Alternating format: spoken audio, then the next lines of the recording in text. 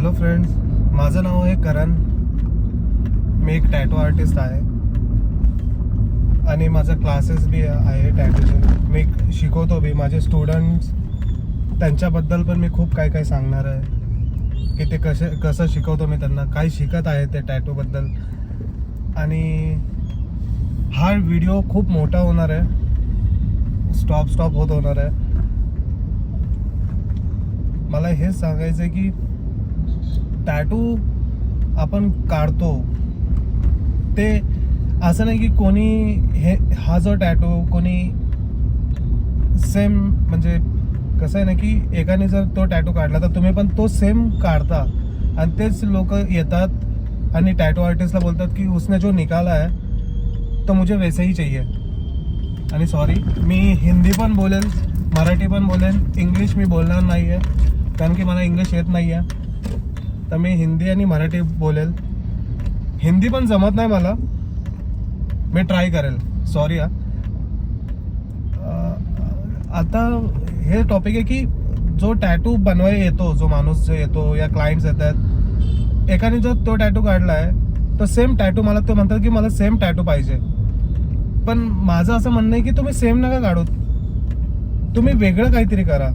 तुमच्या related tattoo काढा की ते लाईफ टाईम तुमच्या सोबत असणार आहे.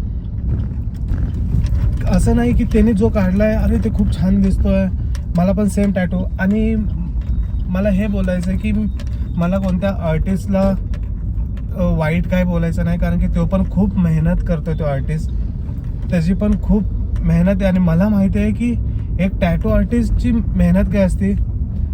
मला कोणालाच वाईट नाही बोलायचं आहे, खरंच नाही बोलायचं आहे, कारण की मला माहिती आहे की तो आर्टिस्ट जेव्हा तो शॉप ओपन करतो तो त्याच डोक्याने असतो की आता क्लायंट येईल, क्लायंट आल्यानंतर माझा स्टुडिओ चालेल, मला पैसे भेटेल, माझ्या स्टुडिओचे रेंट देईल मी. तो कारण की खूप आता रोडवरचे पण टॅटू आर्टिस्ट जे रोडवर बसतात तो पण एक आर्टिस्टच आहे, पण हायजीन मॅटर नाही करत त्याचा. तो कसं करतोय कसं नाही ते टॉपिक मी नंतर करणार आहे, त्याच्यावर बोलणार आहे मी नंतर. कारण की आणि मी हे बोलवतो की सेम टॅटू नका काढू. तुम्ही तुमच्या रिलेटेड, त्याच्या रिलेटेड तो त्रिशूल असेल टॅटू, त्याला ते देव आवडतोय, तर तुम्हाला पण असं नाही की तेच काढ, ठीक आहे तोच काढ, पण दुसरा डिझाईन शोध. या आम्हाला विचार की आपण दोघं मिळून डिझाईन करूयात, पण सेम नका काढू यार. सगळं सेम असेल तर आता उद्या त्यांनी लाल कलरचा टी शर्ट घातला आणि सेम, तर ते असं वाटतं की तुम्ही एका फुटबॉल मॅच खेळत आहे या काहीतरी, पण सेम टॅटू नका काढू. माझा म्हणण्याचा उद्देश तेच आहे की सेम टॅटू नका काढू यार प्लीज.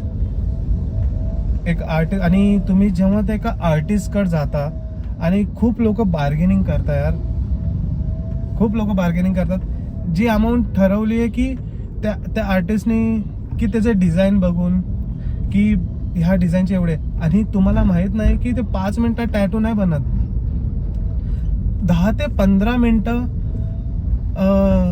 तुमचा जो सेटअप असतो, टॅटूचा जो सेटअप असतो, सेटअप स्टेशन्स असतात, तो बनवायलाच 10 ते 15 मिनिटं लागतात. त्यालाच एवढा टाइम लागतो, तर विचार करा की तो टॅटू बनायला किती टाइम लागतो. किती पण प्रोफेशनल टॅटू आर्टिस्ट असेल तो 5 मिनिटात टॅटू बनणारच नाहीये. आणि त्यालाच माहिती आहे की प्रोफेशनलला पण की तो किती मेहनत घेत आहे, की डिझाईन बनवायलाच 1-2 दिवस जातात. जर मोठे टॅटू असेल तर डिझाईन बनवायलाच 1-2 दिवस जातात. त्याचा स्टेन्सिल बनवायलाच किती टाइम लागतो. आता तर मशीन अपडेट झालेत, आता मशीन झालेत, मशीन्सवर सगळे येतं, पण मी प्रिफर करतो की हातानेच स्टेन्सिल बनवतो, मशीन्सने बनवत नाही. कारण की मशीन्सने बनवलेले की पूर्ण डिटेल येतात, सगळे येतात, आणि हाताने बनवलेले, आणि मी रेफरन्सला पण ठेवतो माझं ते स्टेन्सिल की ते बघून मी फॉलो करतो. आणि तेच आहे की मी जेव्हा लाईन मारतो, म्हणजे ती लाईन नाही मारत मी जेव्हा स्टेन्सिल बनवताना जी बॉर्डर करतो, जर आता जी स्टेन्सिल आम्ही वाईप करतो, आम्ही टॅटू बनवताना AND क्रीम या वॅसलिन या काही बी लावतो आपण, जेव्हा ते वाईप करतो ती लाईन बुजून जाते. सारखं ते करून ती लाईन बुजून जाते. तर बुजल्यानंतर आपल्याला कळतं ना की आपण ती लाईन मारलेली आहे, आणि ते डोक्यात असतं, लक्षात असतं की जसं अभ्यास करतो, प्रॅक्टिस करतो, परीक्षा असेल लिहित असतो तर ते डोक्यात बसून होतं, अरे हे होतं तर हे मला येतंय, मी करू शकतो डायरेक्ट. मग ते आर्टिस्टचं असतं ना की फ्री हँड पण करतायत, खूप चांगले आहेत. आणि खरंच आर्टिस्टची खूप इज्जत करतो मी, कोणालाच वाईट बोलत नाही आहे.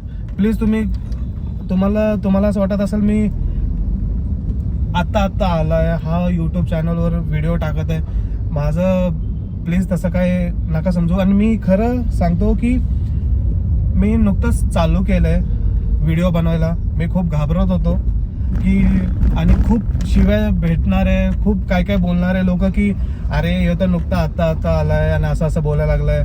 मला कोणाला वाईट बोलायचं नाहीये, मला माझं काम करायचं आणि मला कामावर फोकस ठेवायचं आहे.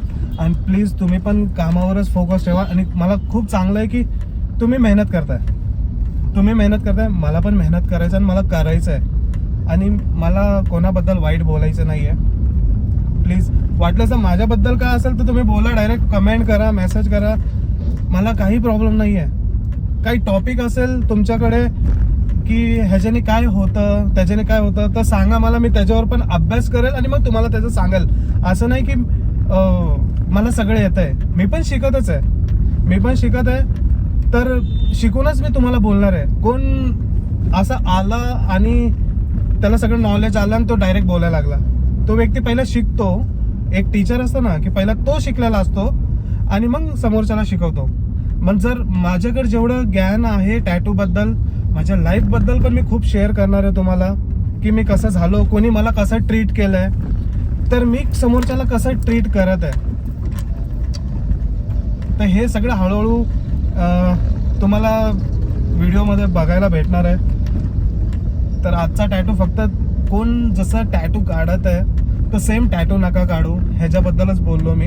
आणि अजून काय बोललो असेल ते तुम्ही समजून घ्या की मी कशाबद्दल बोलतोय. Okay everyone, thank you so much की तुम्ही ऐकताय, मला बघताय, फॉलो करताय, चांगलं एक गोष्ट आहे. आणि मी हे कधीच बोलणार नाही आहे की मला तुम्ही सबस्क्राईब करा, बेल आयकन ते घंटी असते ती दाबा. तुम्हाला जर आवडत असेल तर तुम्ही करा, पण मी तुम्हाला फोर्स नाही करणार आहे आणि मी तुम्हाला कधी बोलणार नाही आहे. आणि मेन असं आहे ना की यूट्यूबवर लोक जे असे करून बोलतात जसे, तर मी त्यांना पण वाईट नाही बोलत आहे, कारण की त्यांची एक स्टाईल आहे. माझी जे नॉर्मल स्टाईल आहे, माझी जे हाताचं आहे ते मी बोलणार आहे. मी घरात म्हणजे लोकांना पण बोलताना मी असंच बोलतो, एकदम मी जे नॅचरल आहे मी तेच प्रेझेंट करणार आहे तुम्हाला. मला ॲक्टिंग जमत नाही आणि मला करायची पण नाही आहे. जे माझ्या लाईफमध्ये जे चाललंय मी तेच बोलणार आहे तुम्हाला. Okay guys, thank you so much की तुम्ही व्हिडिओ परत एकदा मी बोलतो की व्हिडिओ तुम्ही बघितला.